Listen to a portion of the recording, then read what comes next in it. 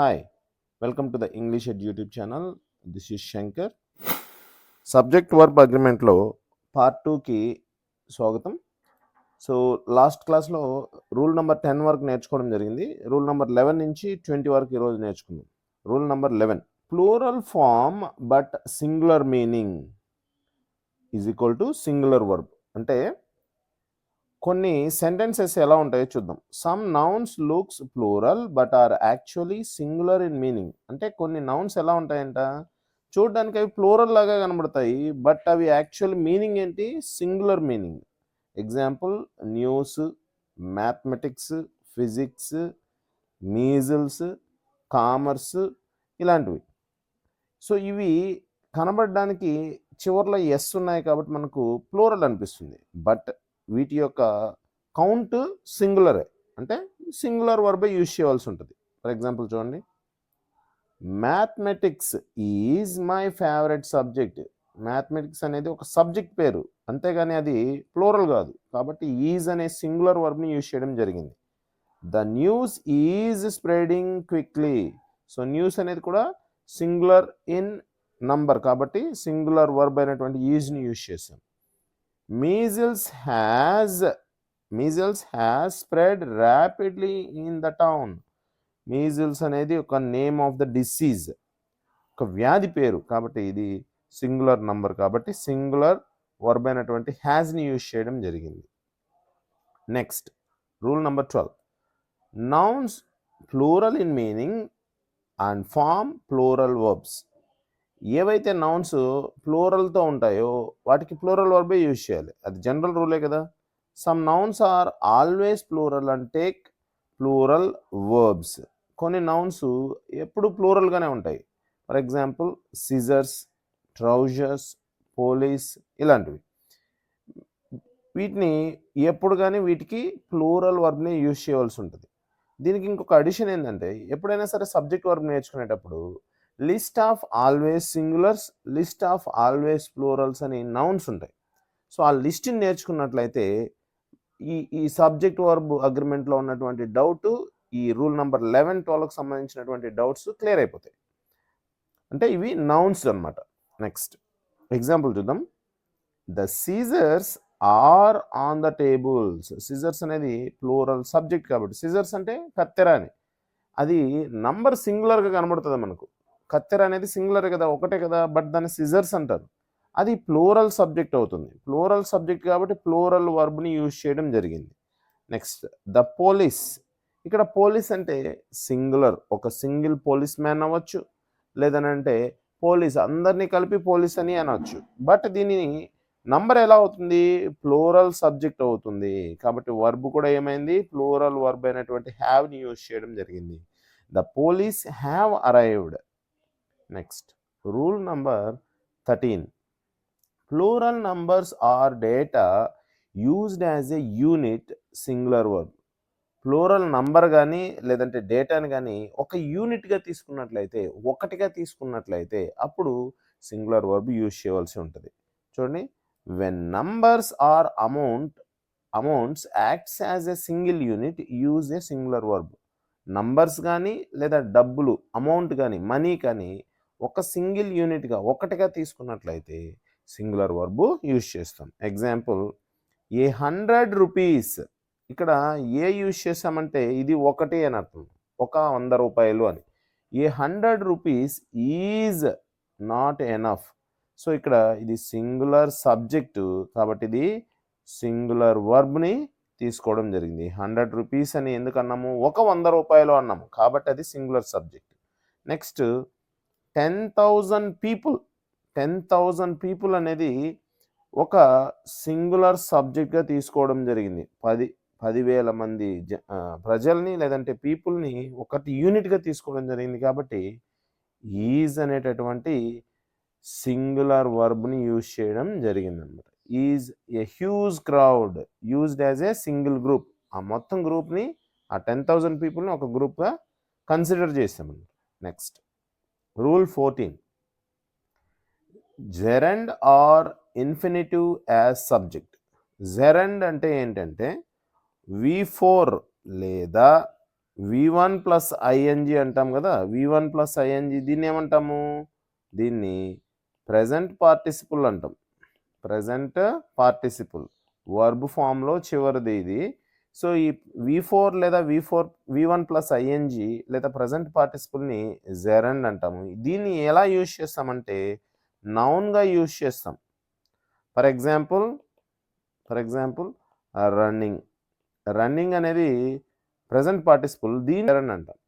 Infinitive అంటే చూడండి, ఇక్కడ చూడండి, ఇన్ఫినిటివ్ అంటే 2 ప్లస్ వర్బ్ని ఇన్ఫినిటివ్ అంటాము. 2 ప్లస్ వర్బ్ని ఇన్ఫినిటివ్ వర్బ్, దీన్ని నౌన్గా యూజ్ చేసినప్పుడు సింగులర్ వర్బ్గా తీసుకోవాల్సి ఉంటుంది. A verb is used as a noun, for example I N G form or 2 plus V1 is singular. చూడండి ఎగ్జాంపుల్ చూడండి, V4ని కానీ 2 ప్లస్ V1 అని కానీ నౌన్గా యూజ్ చేసినప్పుడు అది సింగులర్ వర్బ్ అవుతుంది, సింగులర్ వర్బ్ని తీసుకుంటుంది, ఎందుకంటే ఇవి సింగులర్ కాబట్టి. చూడండి, reading books is my hobby. Reading అనేది ఇక్కడ సబ్జెక్ట్. సో ఈ రీడింగ్ అనేది ఏంటి, చదవడం అనే ఒక అలవాటుకు సంబంధించింది. సో ఇది సింగులర్ సబ్జెక్ట్ కాబట్టి సింగులర్ వర్బ్ అయినటువంటి ఈజ్ని తీసుకోవడం జరిగింది. ఇక్కడ బుక్స్ అనేది నౌనే, ఇది ఆబ్జెక్ట్ అనమాట.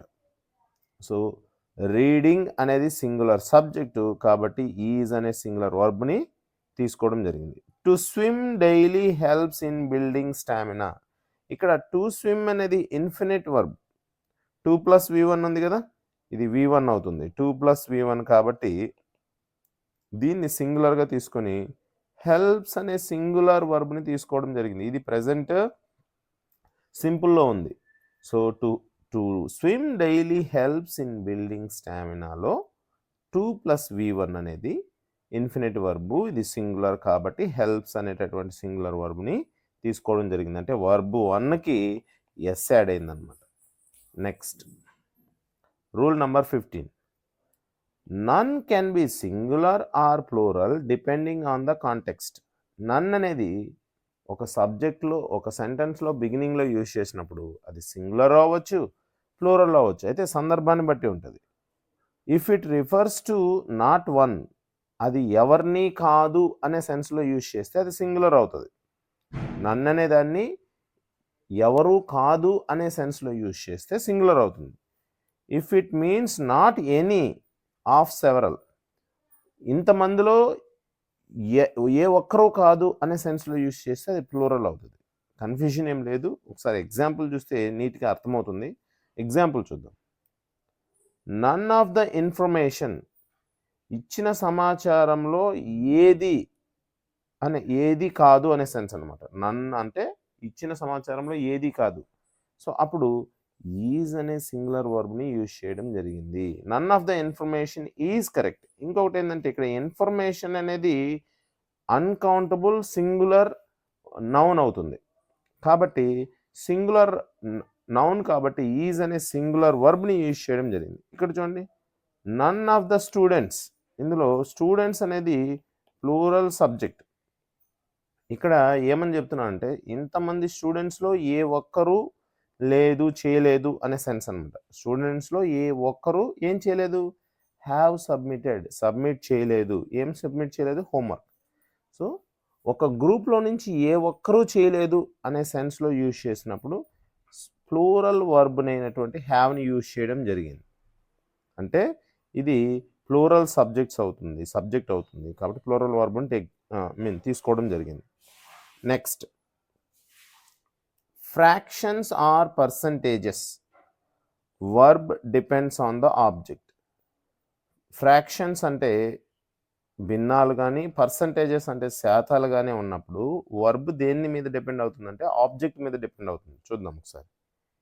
If the noun after of ఈ సింగులర్ వర్బ్, సెంటెన్స్లో ఆఫ్ తర్వాత సింగులర్ సబ్జెక్ట్ ఉన్నట్లయితే లేదా నౌన్ అనేది సింగులర్ అయినట్లయితే సింగులర్ వర్బ్ వస్తుంది.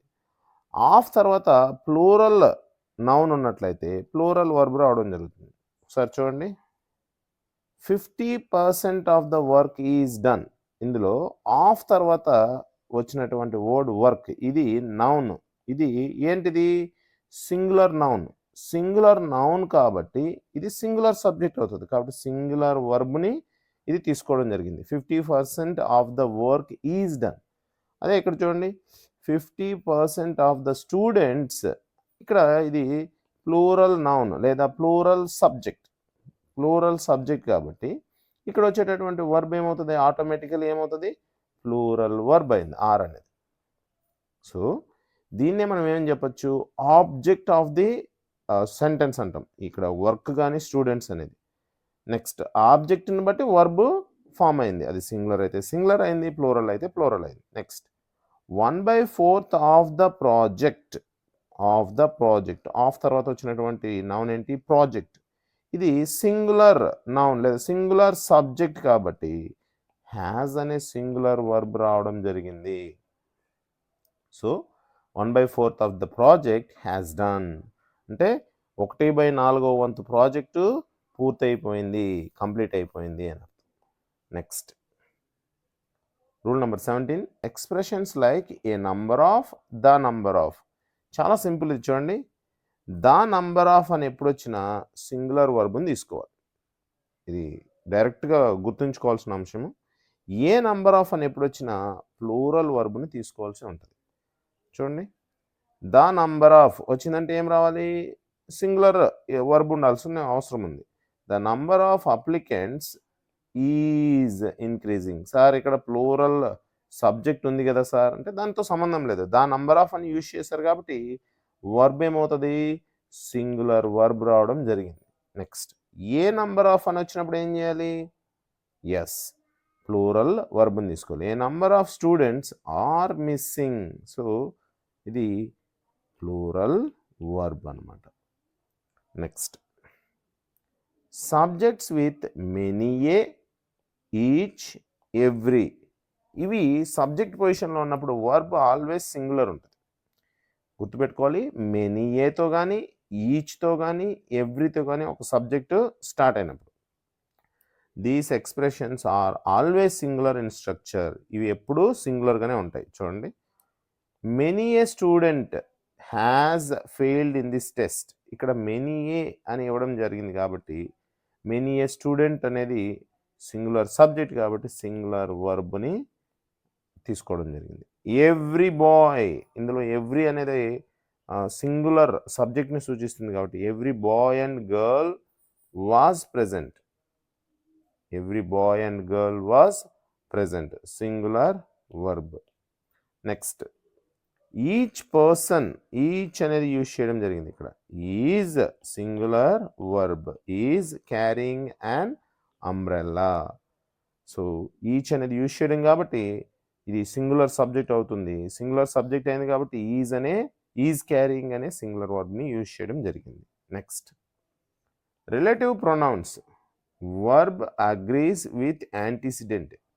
రిలేటివ్ ప్రొనౌన్స్ అని వేటిని అంటారంటే హూ, విచ్, దట్ వీటిని అంటారు. వీటిని యూజ్ చేసినప్పుడు వీటికి ముందు ఉండేటటువంటి నౌన్ని బట్టి ఇవి యాక్ట్ చేయడం జరుగుతుంది. చూడండి, ఇక్కడ verb agrees with antecedent. Antecedent అనేది ఏంటో చెప్తాను చూడండి. ఇక్కడ the verb must agrees with the noun before the relative pronoun. ఈ రిలేటివ్ ప్రొనౌన్స్ హూ, విచ్, దట్కు ముందు ఉండేటటువంటి నౌన్స్ ఏవైతే ఉన్నాయో ఆ నౌన్స్ని బట్టి వర్బ్ సింగులర్ అవ్వచ్చు, ప్లూరల్ అవ్వచ్చు. చూడండి, she is one of the players who have been selected. ఇందులో she is one of the players అనేది యాంటిసిడెంట్.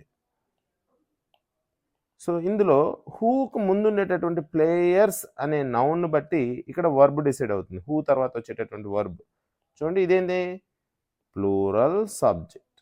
ప్లూరల్ సబ్జెక్ట్ కాబట్టి ప్లూరల్ వర్బ్ని తీసుకోవడం జరిగింది. కాబట్టి యాంటిసిడెంట్లో ఉండేటటువంటి సబ్జెక్ట్లో నౌన్ని బట్టి లేదా రిలేటివ్ ప్రొనౌన్ అనేటువంటి హూకు ముందే ఉండే నౌన్ని బట్టి దాని తర్వాత వచ్చేటటువంటి వర్బ్ సింగులరా ప్లూరల్ అనేది డిసైడ్ అయింది. He is the only one who has passed. ఇందులో ఇది antecedent, he is the only one అనేది. ఇందులో వన్ అనేటటువంటిది సబ్జెక్ట్ లేదనంటే నౌన్. ఈ నౌన్ సింగులర్ కాబట్టి హ్యాస్ అనేటటువంటి సింగులర్ వర్బ్ని తీసుకోవడం జరిగింది. అర్థమైంది అనుకుంటాను. హూ అనేది relative pronoun. Next last one, inverted sentences అంటే starting with here and there. ఒక సెంటెన్స్ హియర్ లేదా దేర్తో స్టార్ట్ అయితే ఏమవుతుంది? The subject comes after the verb but the verb still agrees with the subject. ఈ సెంటెన్స్లో సబ్జెక్టు వర్బ్ తర్వాత వస్తుంది. ఆ సబ్జెక్ట్ని బట్టే వర్బ్ అగ్రి అవుతుంది. అంటే ఆ సబ్జెక్ట్ సింగులర్ అయితే సింగులర్, ప్లూరల్ అయితే ప్లూరల్ అవ్వడం జరుగుతుంది. ఒకసారి ఎగ్జాంపుల్ చూడండి. Here comes the teacher. ఇందులో హియర్ అనేది వర్డ్, కమ్స్ అనేది వర్బ్, ద టీచర్ అనేది నౌన్. వర్బ్ తర్వాత నౌన్ రావడం జరిగింది చూసారా? కాబట్టి ఇది సింగులర్ నౌన్, ఇది సింగులర్ సబ్జెక్ట్. ఈ సింగులర్ సబ్జెక్ట్ కాబట్టి సింగులర్ వర్బ్ రావడం జరిగింది. అంటే వర్బ్ తర్వాత సబ్జెక్ట్ వస్తుంది. ఈ సబ్జెక్ట్ సింగులర్ అయింది కాబట్టి సింగులర్ వర్బ్ అయినటువంటి కమ్స్ రావడం జరిగింది. There go the children. ఇందులో దేర్ గో అనేది వర్బు, ద చిల్డ్రన్ అనేది సబ్జెక్ట్. ఈ సబ్జెక్ట్ ఏ సబ్జెక్టు? Plural subject. ఇది ప్లూరల్ సబ్జెక్ట్ అయింది కాబట్టి గో అనేటటువంటి ప్లూరల్ వర్బ్ రావడం జరిగింది. సో ఇవి సబ్జెక్ట్ వర్బ్లో అగ్రిమెంట్లో ఉన్నటువంటి డిఫరెంట్ టైప్స్ ఆఫ్ రూల్స్. దీనికి సంబంధించినటువంటి ప్రాక్టీస్ క్వశ్చన్స్ కూడా త్వరలో మీకు నేను పీడిఎఫ్ రూపంలో అప్లోడ్ చేస్తాను. Please like this video, share to those who needs it. Thank you for the support.